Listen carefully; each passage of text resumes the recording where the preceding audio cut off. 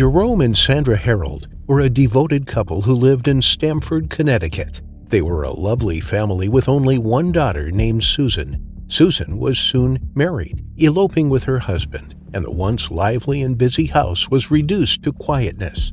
On October 24, 2003, the lonely couple got tired of the boredom and bought a 3-day-old chimp for $50,000. The chimp, whom they named Travis after Sandra's favorite country music star Travis Tritt, lived with the couple at their home. The couple bathed, bottle-fed, dressed, and even brushed Travis's teeth. They loved and adored the chimp, treating him as their own surrogate baby. He had brought a renewed sense of purpose and liveliness into the house, providing something to keep the couple busy following their daughter's departure.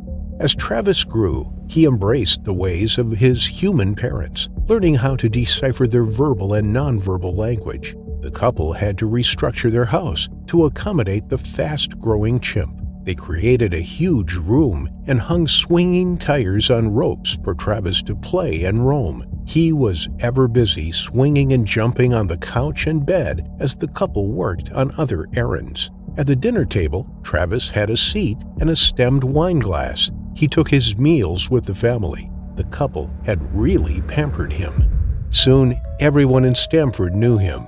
Neighbors and the police held and waved at Travis whenever they saw him. His friendly nature won the residents' hearts, and within no time, he was a local celebrity.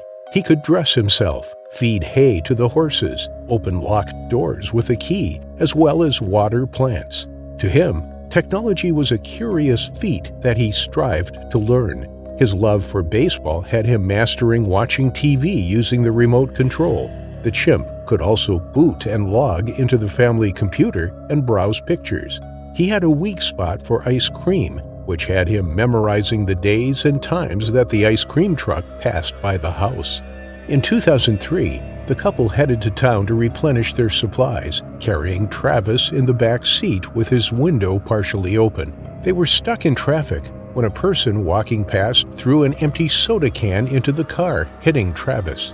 Calmly, Travis unbuckled his seatbelt, unlocked the car door, and chased after the culprit. However, Travis didn't catch up with him. He then knuckle-walked to the tarmac, lay on his stomach, and started rolling, bringing the traffic to a halt.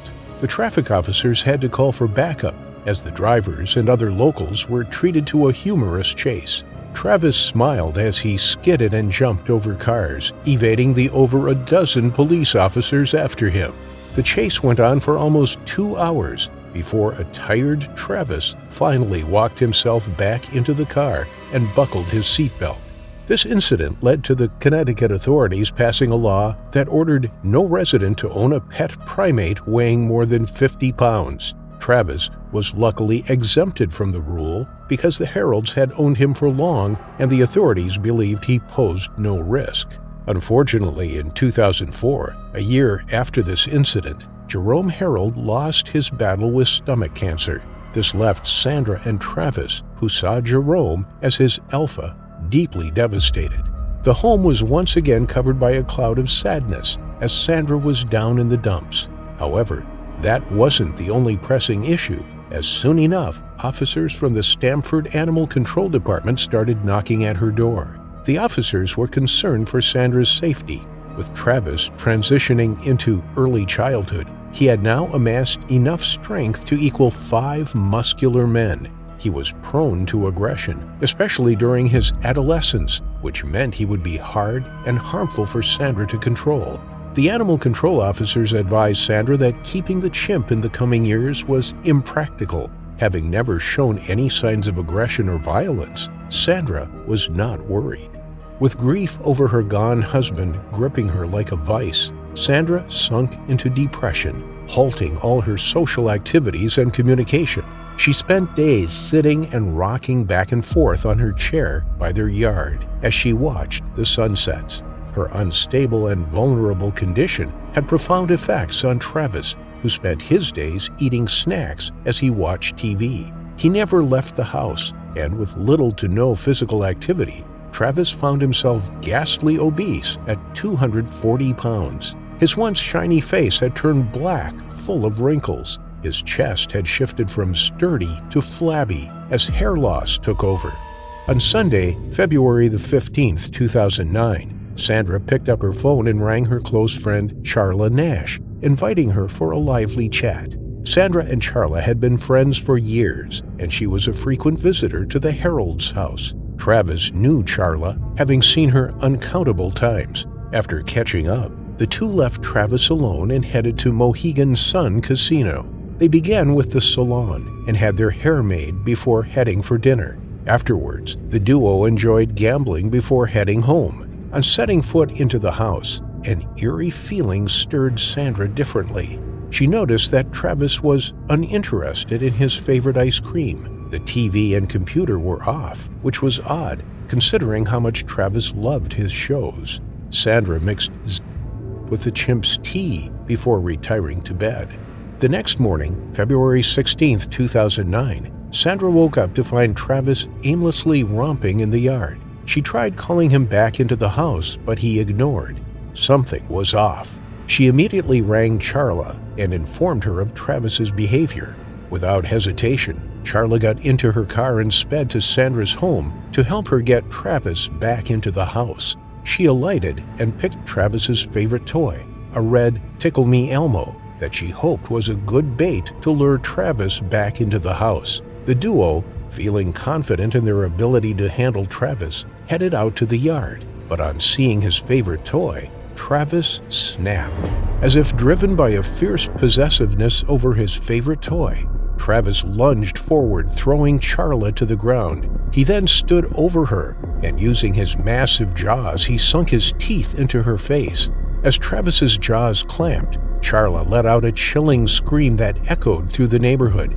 Travis ripped off her lips and nose and tore her eyelids. Sandra quickly grabbed a shovel and hit Travis several times, but he was unstoppable. He continued biting and attacking Charla, completely crashing her facial structure. Sandra dashed back to the house, grabbed a kitchen knife, and stormed back out to help her friend. Travis was so engrossed in the rampage that he didn't notice Sandra approaching him. With all her might, Sandra plunged the knife into the chimp's back and took a step back.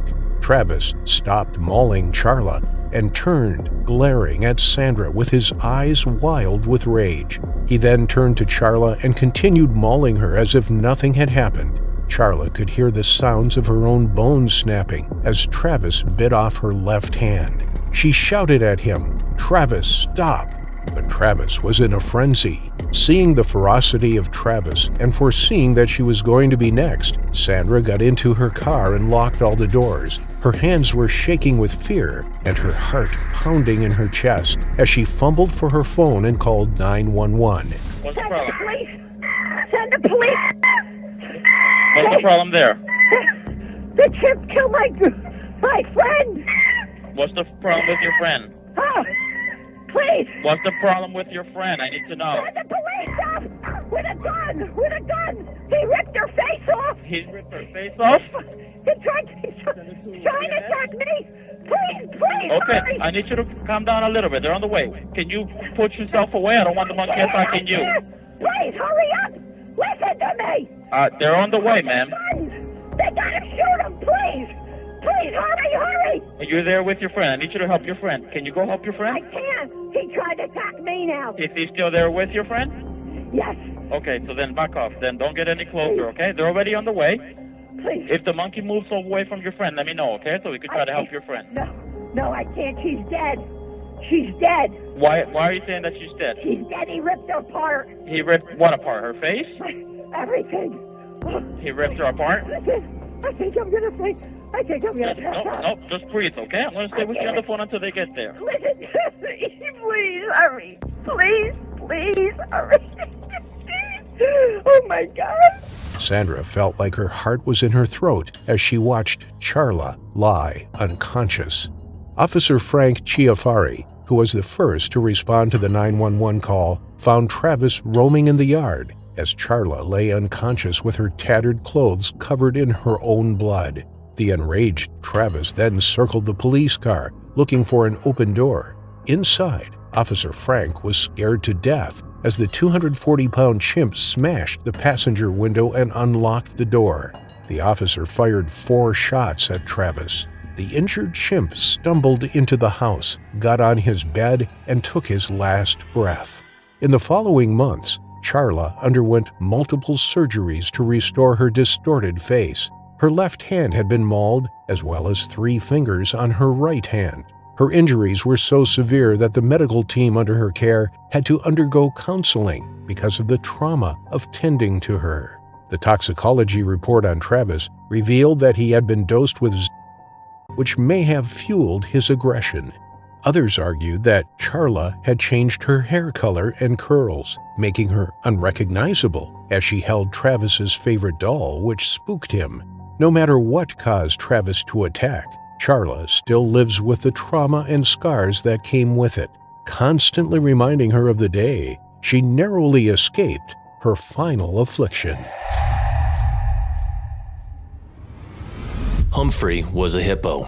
He had been rescued at a young age after getting into difficulties when his river flooded. As a baby, he was taken in by wildlife lovers who cared for him for a short while. But with Africa's most dangerous animal comes a great deal of responsibility, and they could no longer care for him. That's when 40-year-old Marius Els decided to take him in. At that point, Humphrey was 5 months old and was growing fast. Marius was an army major turned farmer who was experienced at keeping some of Africa's wild animals. In the past, he had cared for a giraffe and a rhino, but nothing could prepare him for Humphrey. He allowed the hippo to roam his 400-acre farm, which sat on the banks of the Vaal River in Free State, South Africa. The Vaal River provides irrigation for the surrounding countryside and farmland. Part of this river ran through Marius's farm. Redirecting some of this water, he built a dam for Humphrey to swim in. As he grew up, Humphrey the hippo was learning all the time from Marius. He may have looked up to him, seeing him as a member of his family. Marius certainly felt like the hippo was part of his family in the same way a cat or dog is. Marius spent a great deal of time with the young Humphrey. Soon, the hippo responded to Marius's voice and came to him when he was called. Marius would spend the entire day with his newfound friend. They went swimming together, and Humphrey even allowed Marius to ride on his back, sometimes while trotting through the water and sometimes while grazing on land. Marius even trained Humphrey to open his mouth so that he could brush his teeth. It was quite something to see. Marius would feed sweet apples into the enormous open jaws of Africa's most dangerous animal. The hippo would expose its 20-inch-long canines, razor-sharp, strong, and powerful. Humphrey would gobble the apples up. They were used as a treat or reward when Marius was training him. This way, Humphrey would obey commands and was under strict control by Marius. He had become domesticated, or so Marius thought. As Humphrey grew, so did their bond. Marius thought of him like a son weighing up to 3,000 pounds and standing 5 feet tall, a son that was soon to betray his father. On more than one occasion, Humphrey wandered out of his enclosure and made his way to the nearby golf course. He wreaked havoc with the golfers, chasing them around and around in delight. Marius would laugh this off, simply describing the behavior of the amphibious giant as playful and friendly. The golfers weren't pleased being chased by a 2,600-pound hippo. But when Marius whistled, Humphrey shook his head at the players and dutifully trotted back to his master. He responded only to his owner, and Marius felt confident in his ability to control one of Africa's largest mammals. But Humphrey's mischievous behavior was becoming increasingly dangerous. On another occasion, Humphrey sought out a 52-year-old man and his 7-year-old grandson. The two of them were paddling by the property in their canoe. Silently, they glided by the farm along the River Vaal when Humphrey rushed into the water. He charged towards them menacingly. Hippos can run at speeds of up to 19 miles per hour on land and push through the water at 5 miles per hour. He was no match for the pair, and they hurriedly jumped out of their boat and scrambled up the nearest tree. With Marius nowhere to be seen, the two terrified locals remained in the tree for over 2 hours, while Humphrey paced around the base of the trunk, becoming increasingly frustrated. They clapped and yelled, trying to scare him away, but Humphrey wasn't having any of it. Eventually, Marius showed up and tempted Humphrey back into his enclosure with an apple, much to the relief of the man and his grandson. Humphrey continued to escape from his enclosure, seeking out mischief when he did so. He ran through neighboring farmland, chasing livestock and killing young calves. He even threw Marius off his back when he didn't want him there. Marius's friends didn't want to go anywhere near Humphrey. He was beginning to become unruly. Although outsiders could see Humphrey was developing increasingly aggressive habits, Marius was blind. He was blinded by the love of his unique and loyal pet. He laughed off any complaints, simply describing the hippo as a lovable, gentle giant. And indeed, he probably was at one time. But as he grew towards adolescence and sexual maturity, Humphrey's urge for dominance grew. He was beginning to find his place in the world. He was beginning to realize his own brute strength and the damage he could inflict without any consequences. Hippos account for around 500 deaths in Africa every year. Some say the number is far higher. Either way, they are the world's most dangerous mammal and twice as deadly as lions. They can open up their jaws 180 degrees and clamp them shut with a bite force 10 times stronger than a human's. Marius documented his life with Humphrey, uploading videos of himself riding on the hippo's back. People loved this spectacle and millions viewed his photos and videos. Comments came flying in and Marius felt good about the attention he was receiving for this special relationship. But Marius's bond was so tight that he, foolishly, trusted Humphrey with his life. On November 12, 2011, tragedy struck. Marius walked into the large expanse of Humphrey's enclosure and onto the riverbank. As usual, Humphrey came trotting up to him. He was boisterous and enthusiastic. As he nudged Marius, he nearly knocked him over. He frequently pushed Marius when he wanted a treat, but his nudges were becoming stronger and he was becoming less patient. Marius handed him an apple, but Humphrey continued to pester him. Marius tried to walk past Humphrey to go down to the river, but the hippo stood still. The enormous animal shook its head and grunted. Marius shrugged off the behavior and tried once more to step past him. Humphrey shook his head again and opened his huge jaws, showing off his enormous canines, a display of aggression and dominance. At that moment, Marius knew something was wrong. Something was different. He knew that this wasn't the hippo he had nurtured as a baby. Humphrey had changed. Mother Nature was coursing through Humphrey's veins and pure instinct led him to attack. Marius could see the glint in Humphrey's eyes. He could see the bristles on his snout. He could smell the freshly chewed grass on the hippo's breath. And then it came, a bite so forceful that Marius could do nothing but gasp. Marius fell to the floor as two of the hippo's canines severed his skin, muscle, and bone. He felt the immense pressure on his torso and heard the crunch of his legs as they gave way. Marius tried to claw his way away, but Humphrey came for him again and again. Mercilessly, the hippo attacked his master. He attacked his caregiver. He killed his friend. Marius breathed his last breath looking into the eyes of his best friend, his unrecognizable eyes, the eyes of a killer. Marius's body rolled into the water and lay submerged until emergency crews discovered it a few hours later. Marius had been betrayed. He had truly believed that he and Humphrey had a special bond, a bond that would last a lifetime. But while you can take the hippo out of the wild, you can never take the wild out of the hippo, who in this case turned on his friend in the worst way possible, bringing him to his unfortunate final affliction.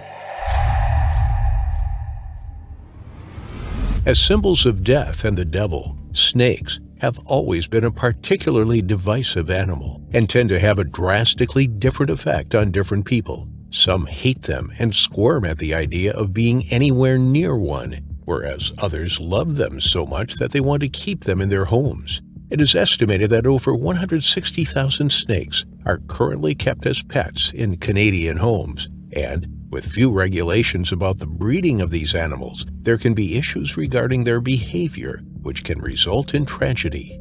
Regardless of personal opinion about the animal, it is generally agreed that snakes, especially very large ones, should be correctly enclosed and kept away from children. Unfortunately, this was not the case when Noah and Connor Barthe entered the home of a family friend who owned an exotic pet store, a home that they would never leave.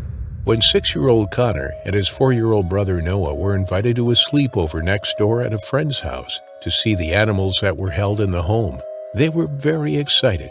Even at this young age, they were already very interested in animals, and the idea of being able to get closer to them than any zoo would ever allow made the invite even more enticing. The friend's father was Jean-Claude Savoie, and he owned the local exotic pet store. He loved being able to show off his collection to children, believing that the interest might stick and lead to a lifelong hobby. The boys regularly spent the night over at his house, as his son was close friends with the boy, and so Jean-Claude was seen as an extension of the family. He cared for the boys very much and considered them to be his other sons, so he would always make sure they were happy and well taken care of.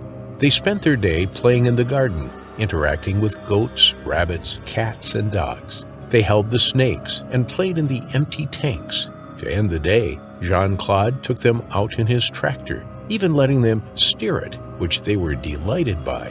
When they were finished, they cleaned themselves up and headed to bed around midnight.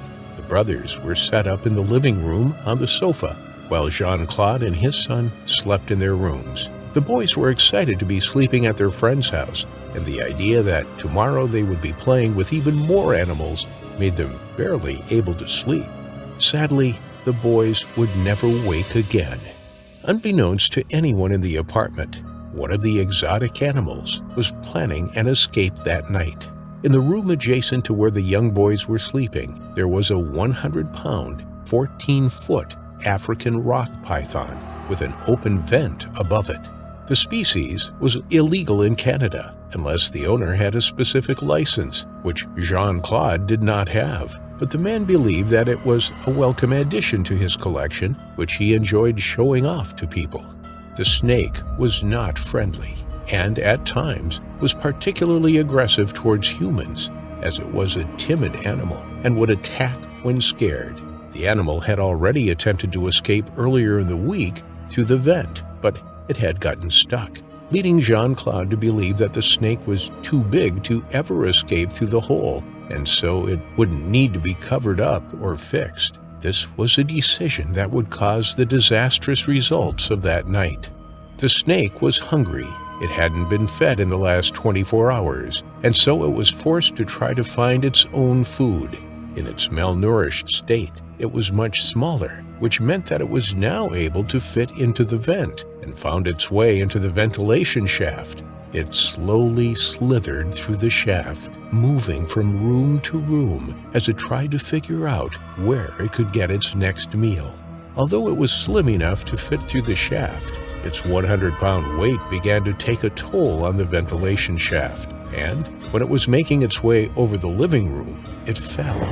Pythons will naturally constrict if they are in danger, and so, when the snake finally fell onto something, it grasped it tightly and continued to constrict. There was a smell of farm animals that filled the room, and so the snake concluded that the thing it had grabbed onto was a prey animal.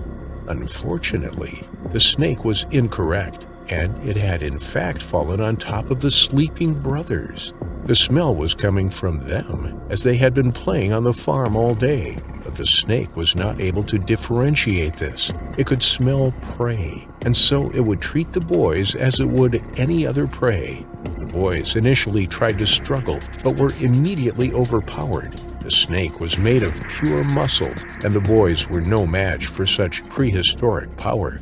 It began to constrict more, wrapping itself around the necks of the boys and biting mercilessly at the children's faces. As the children stopped struggling, the snake continued to bite and squeeze the children, either in an attempt to stabilize itself after the fall or because it was attempting to eat its prey. It is thought that the boys passed away quite quickly as the snake squeezed harder and gradually suffocated them. Although it would have been initially painful and terrifying for the children, we can only hope that it was over quickly and as painlessly as possible. Despite the speed of the attack, the snake did not try to consume the children and instead left them where it had killed them, their lifeless bodies giving the impression that they were peacefully sleeping.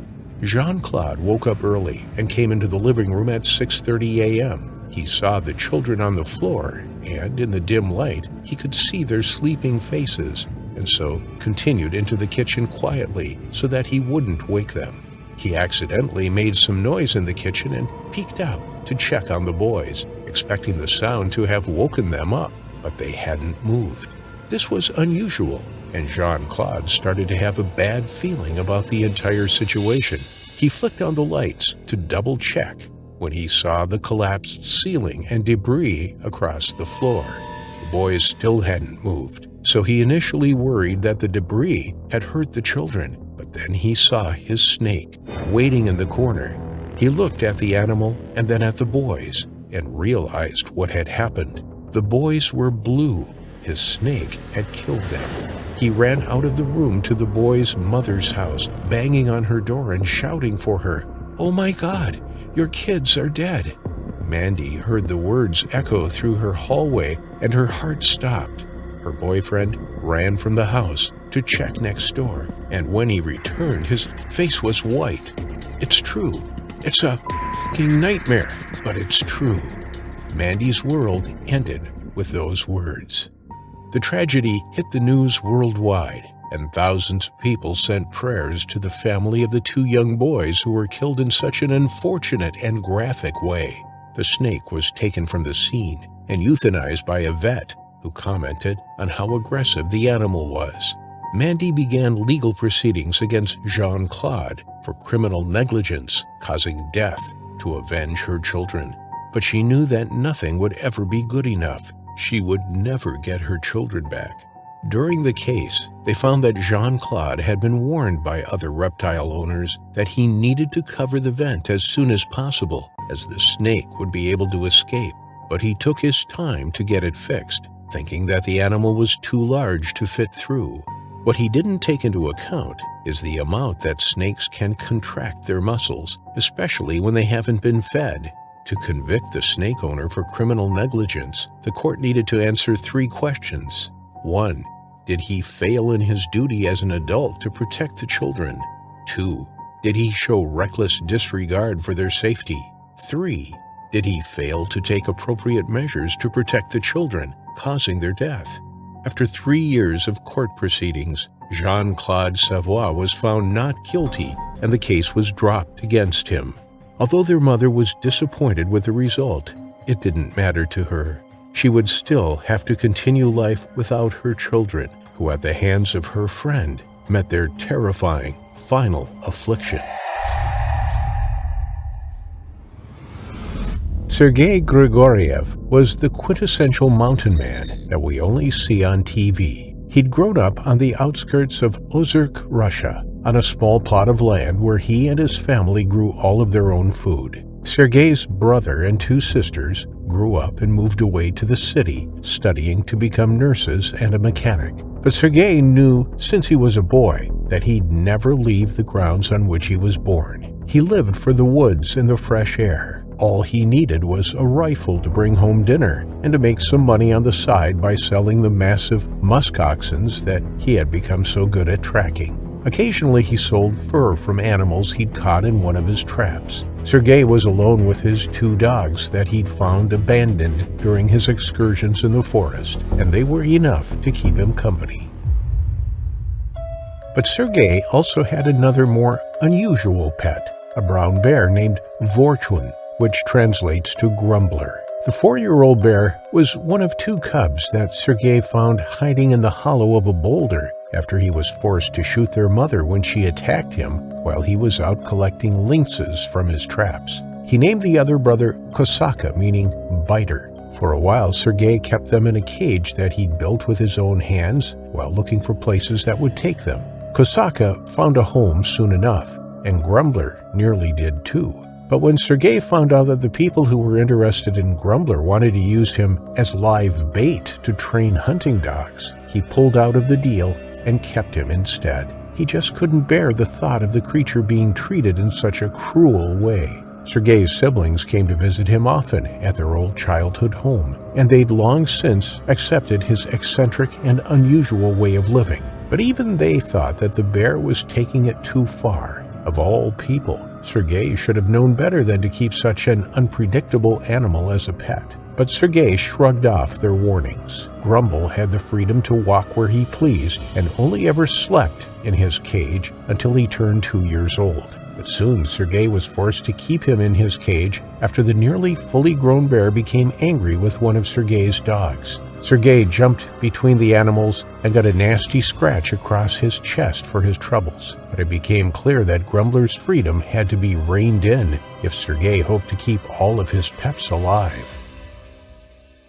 After that, Grumbler was only allowed out if he was chained to the collar he wore around his neck, and for the next 2 years all was well in Sergei's little patch of the woods, though his sisters refused to bring their children around to visit after the incident. By late December 2018, the snow was several feet deep, and the winter was in its deepest throes. Like every winter, Sergei and his odd collection of pets kept to the property, since hunting opportunities are virtually non-existent in the brutal Russian winters. Sergei and his closest neighbor, Dmitri, had a standing arrangement to have tea with each other at least once a month. When Dmitri braved the snow for his monthly visit, he noticed that Grumbler was pacing in frustration in his cage. He even told Sergei that the animal was surely out of his mind with confusion. Brown bears hibernated during this time, and everything in Grumbler's being was telling him to go off into the woods to find a quiet cave to lay down in for the winter. But like always, Sergei shrugged the warnings off. As soon as Dmitri left, Sergei decided that Grumbler probably just needed to stretch his legs to get rid of some of those winter jitters. He had been bad-tempered since the snow started to fall. He picked up the chain and walked out, whistling for Grumbler's attention. When the creature heard the call, he came bounding to the gate of his cage. But Grumbler had no intention of walking around on a leash. He wanted to go into the forest that was calling for him. Sergei tied the long chain to a post inside the cage, attached the other end to Grumbler's neck, and opened the gate so that he could walk a few yards out into the snow. But the moment that the chain pulled tight, Grumbler began to struggle with it. He wanted to go, to run, and to be free to do as his instincts told him. The wooden post began to creak and whine against the massive pull from the half-ton beast that was straining to rip it out of the ground. Sergei ran forwards when he saw what was about to happen, and just as the post exploded out of the snow in a shower of frozen ground, he grabbed onto the chain as Grumble was about to leap forward. Grumble's head snapped back when Sergei took hold of the chain, and instinctively, without even looking what the cause of his halt was, the animal turned around and charged towards Sergei. His massive paw hit Sergei right across his chest, caving in his sternum with a sickening crack. Sergei flew through the air, hitting the snow several feet away. His 2 dogs stormed out of the house the moment they heard the commotion. Had they not come out when they did, barking and snarling to protect their beloved human, Grumble might have even been able to regain his senses, but the 2 snarling and hysterical dogs just sent him deeper into madness. Sergei was still gasping for air. The crushed bone plate over his chest was compressing his lungs, making it nearly impossible to breathe.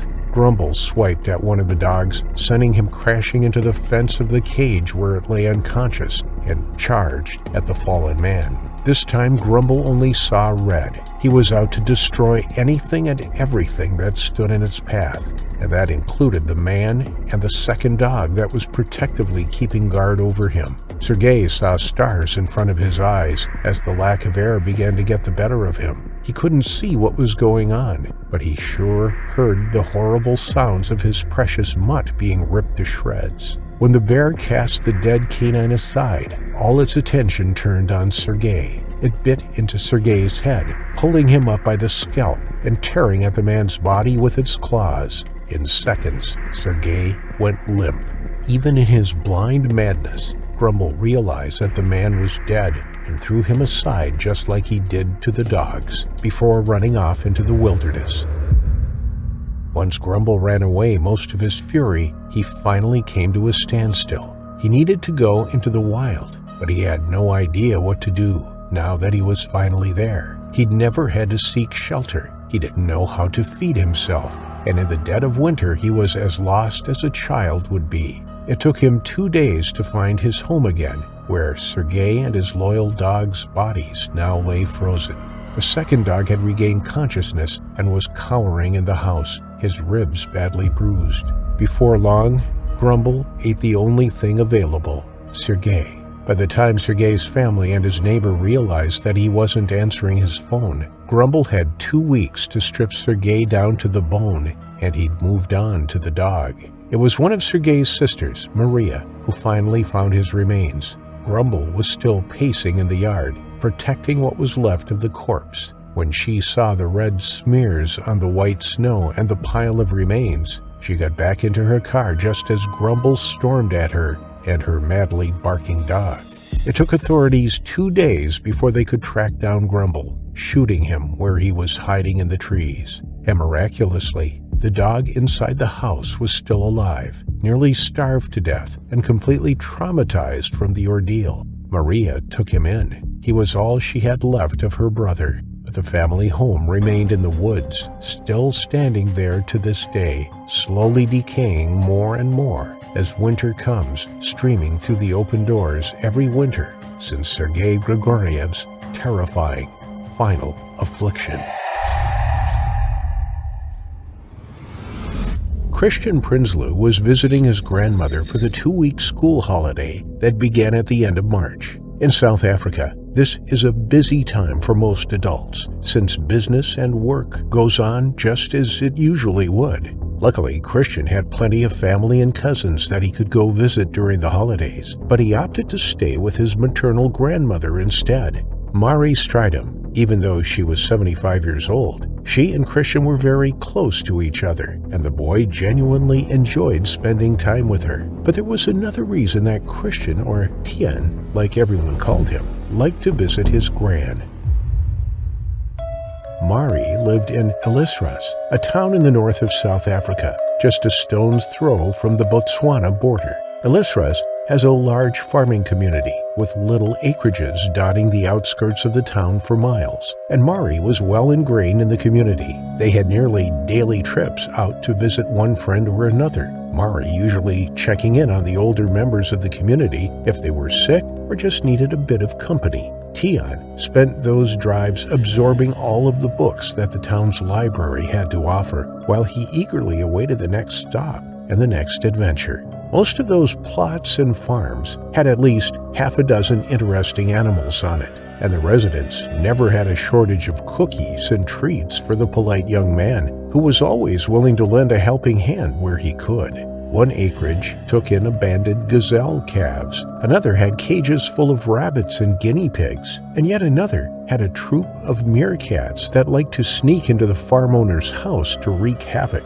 It was every 11-year-old's dream holiday, but none was more interesting than the plot they were visiting on that April in 2017. This couple kept real-life lions. It might sound extreme to us, but there are quite a few such places in South Africa. Usually, people raise abandoned cubs by hand, either to extend breeding programs, to reintroduce them into areas where inbreeding or poaching has affected the big cat populations, or just to sell off to private collectors and zoos around the world. It's a dangerous profession, but one that's taken very seriously, and always with the magnificent animal's future at the forefront.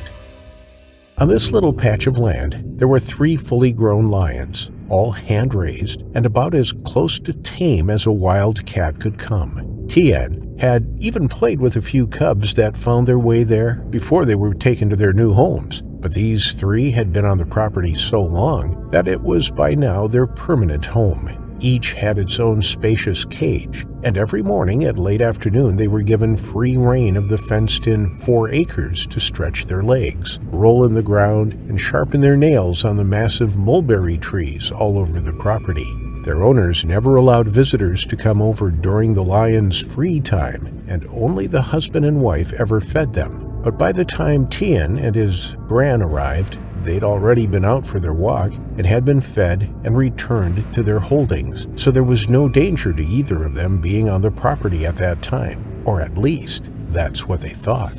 Mari and Tien spent a few minutes chatting with the owner's wife, whose husband was out of town. Mari had known the couple for years, and so did Tien. This was just a social call to catch up over a cup of tea and to make sure that all was well with the woman who was alone so far out of town. While Mari busied herself in the kitchen with making tea for all of them, the wife stepped away to attend to an errand at the back of the house, leaving Mari and Tien in the kitchen. Tien, returning the milk to the fridge, didn't see the adult African lion poke his nose into the open kitchen door. The Apparently, someone had not closed its heavy metal gate properly, and predictably, it used its newfound freedom to come to investigate Mari and Tian's unfamiliar scents. Mari saw it immediately, and as soon as her eyes fell on the creature, she moved in between her grandson and the beast in one swift motion. Tian heard her call out to him softly, and to his horror he saw what was standing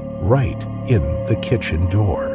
Tian was not some uninformed child. He knew full well that no matter how much a lion's been in contact with humans, it's never truly tame. The ice-cold fear that coursed through him was nearly enough to fossilize him where he stood. But his grandmother, calm and without taking her eyes off the cat, told him to get out of the kitchen and into the safety of the house. Tian did as he was told, but he wasn't as calm as Mari. Tian spun around and began to run. The moment he did, he became just another gazelle fleeing from a hunter, just like any other prey running for their lives. And even though the lion was well fed and not at all hungry, all of its natural instincts kicked into gear. In that instant, it sprang into action, knocking Mari to the ground, and with 2 strides it leapt through the air, landing on Tian's back before the boy even made it halfway across the kitchen.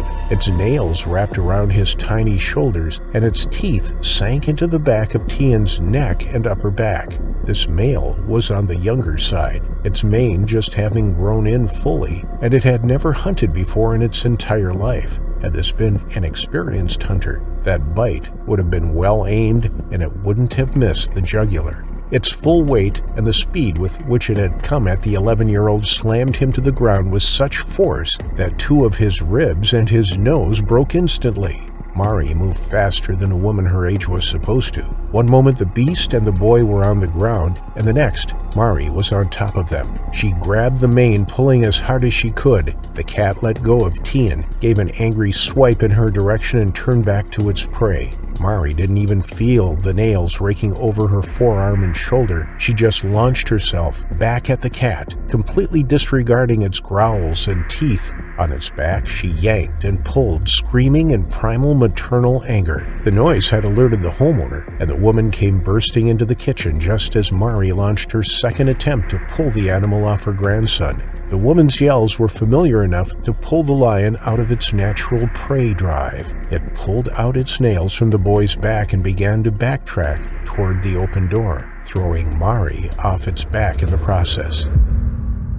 Mari didn't wait for the tiles to get warm beneath her. Slipping on her and her grandson's blood, she scrambled to Tian's unmoving body. The homeowner ran after the lion, got it back in its cage, and ran back to the house with the intention of calling an ambulance. But Mari was one step ahead of her. She'd grabbed the car keys off the counter, threw them at her friend, and picked up Tian like he weighed nothing. The adrenaline was fueling her now.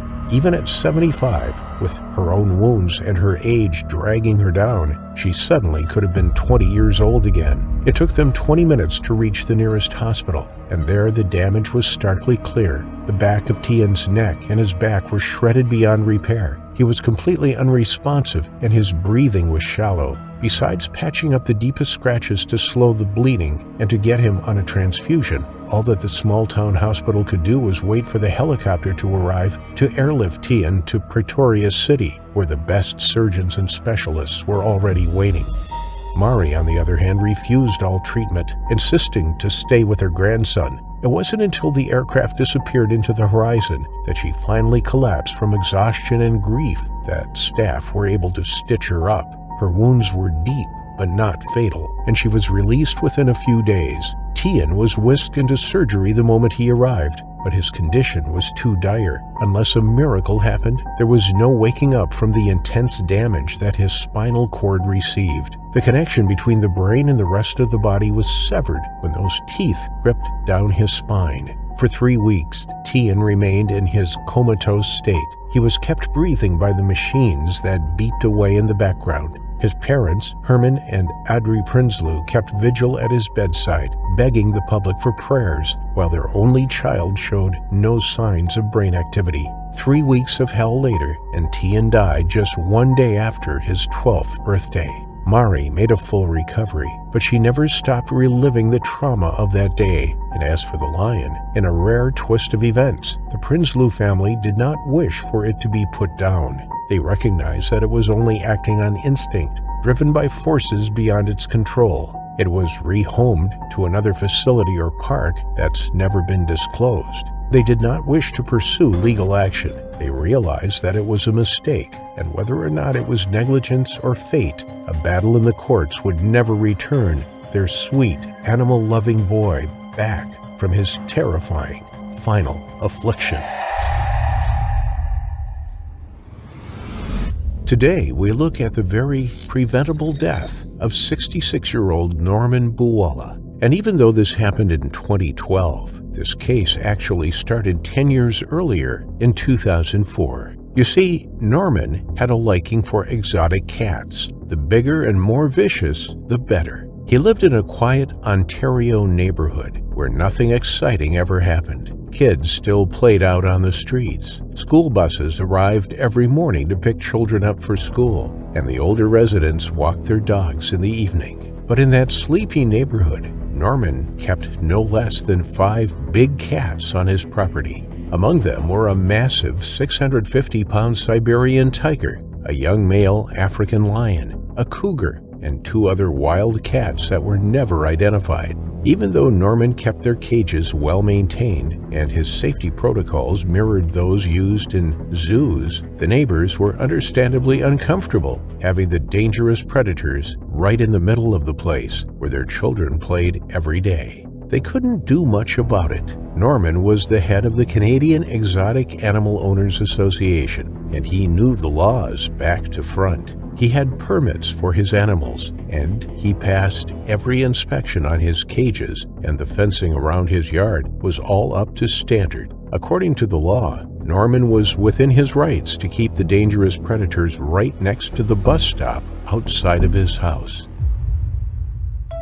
But just like the neighbors feared, a terrible accident happened when a 10-year-old boy traveled all the way from Toronto to visit Norman with his parents. The boy was doing a school project on Siberian tigers, and he'd traveled all this way to get up close to the real thing.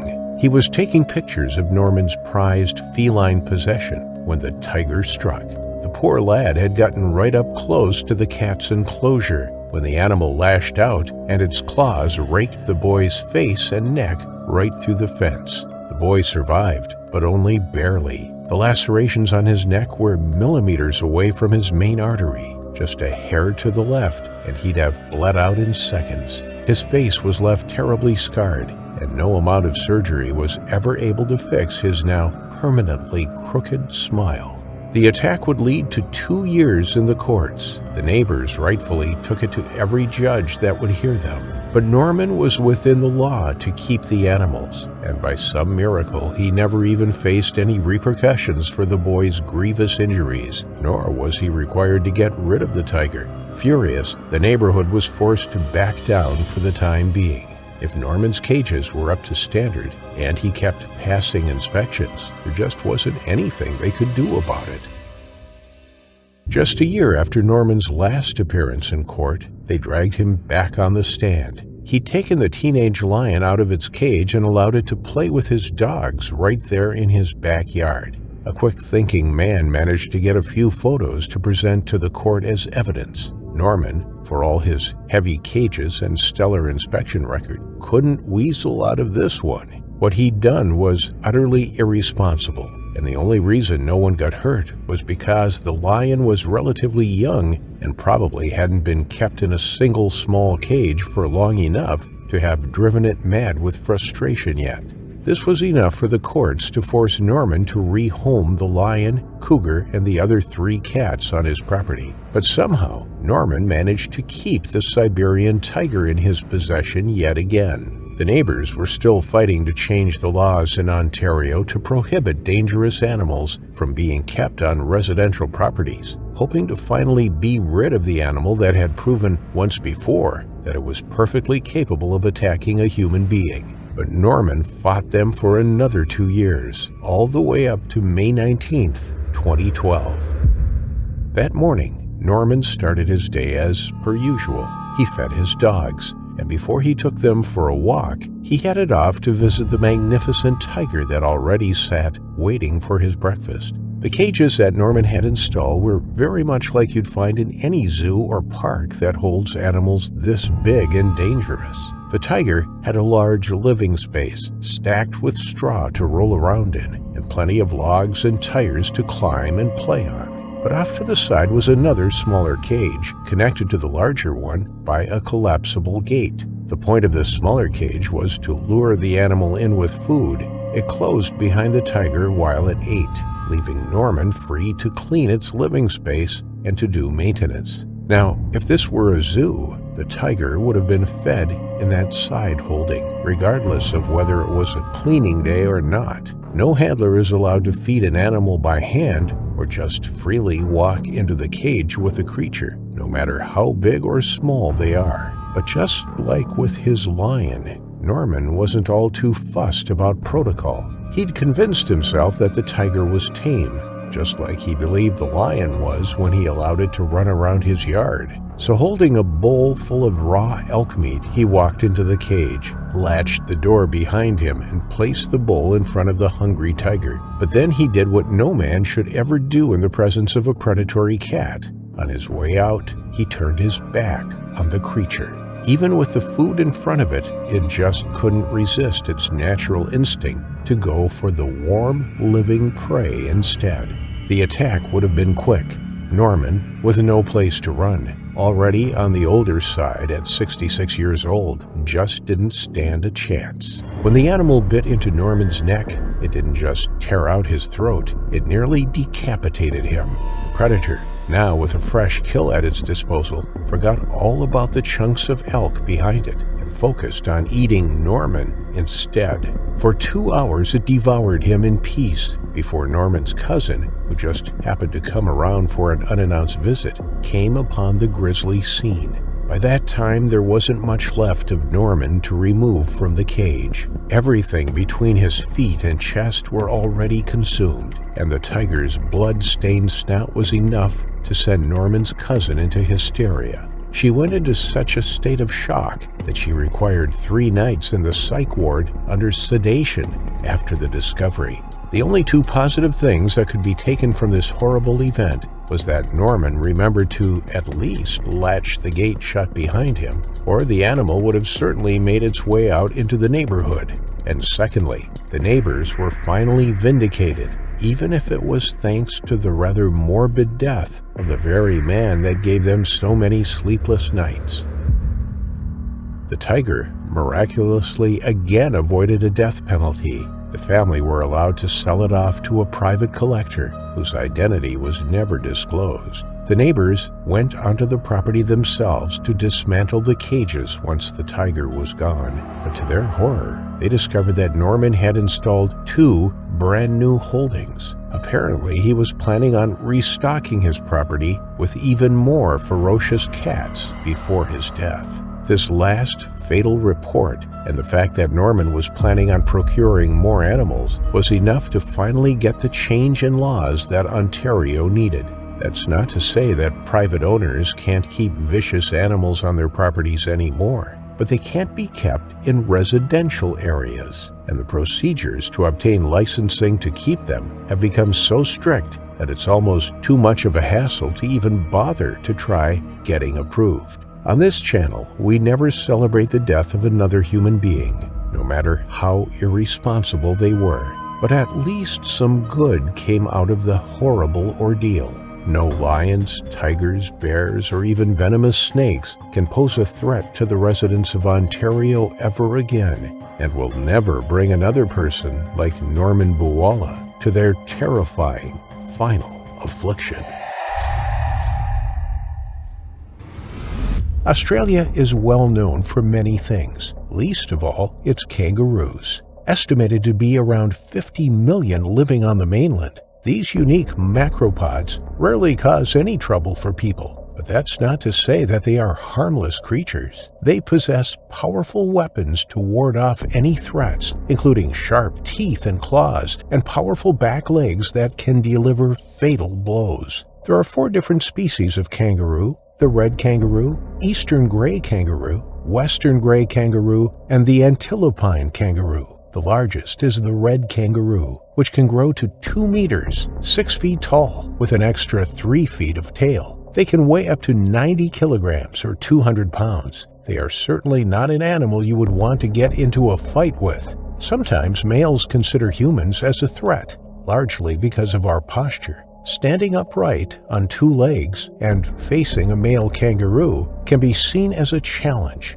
Thankfully, it is rare for kangaroos to lash out at people, but when they do, the results can be devastating. Kangaroos do not seem to cope well in captivity. They need the freedom to roam and can display behavioral difficulties when confined to wildlife parks or small enclosures. As such, a permit is required to keep them, and these are not given out lightly. But for one Australian resident, keeping a western gray kangaroo as a pet was done so without knowledge from local authorities. His name was Peter Eads, who was an animal lover and well known in the area for his flock of 60 alpacas. He was dedicated to his animals, establishing the Agonis alpaca stud in 1997. He knew every alpaca individually, giving every single one of them a name. But when he stumbled upon an orphaned Joey kangaroo, there was no way he was going to turn his back on it. He nursed the Joey back to health and raised him on his alpaca farm for 3 years.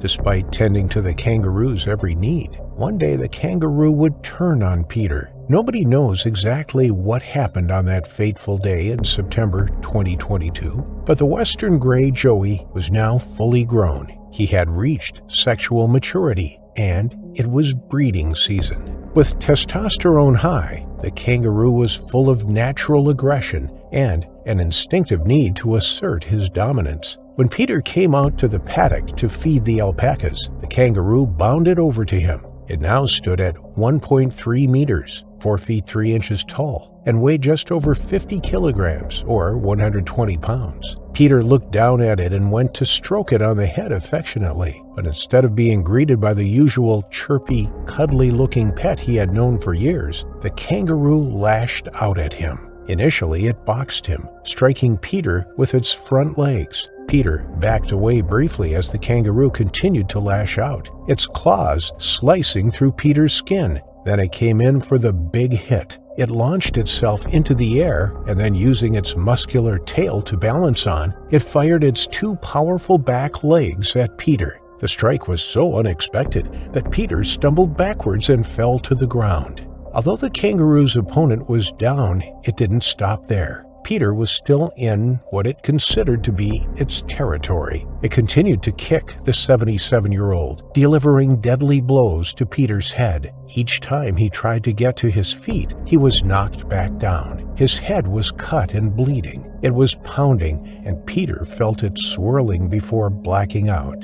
He lay on the ground inside the alpaca paddock with the kangaroo standing over him. It wasn't until hours later that a member of his family called by. There was no answer from Peter inside his home, but when they walked to the back of the house, they spotted Peter lying on the ground and rushed towards him. He was unresponsive, and they immediately called the emergency services. When paramedics arrived, they raced to save Peter, but the kangaroo wouldn't let them near the fallen man. It rushed at them, threatening to deliver its fatal blows to them as well. They could see that Peter was still alive. His chest was still rising and falling. They were so close to helping him, but the kangaroo blocked their path. They needed backup. Police officers were dispatched to the location and shot the kangaroo. Only then could paramedics reach Peter, but by then it was too late. He had succumbed to his injuries and was unable to be revived. The attack was the first fatality caused by a kangaroo since 1936 and shook the southern town of Redmond in Western Australia. The care and devotion Peter had shown to his animals had taken a tragic turn. He had once stated that when he died, he wanted to be buried next to the grave of his favorite alpaca, Claudia.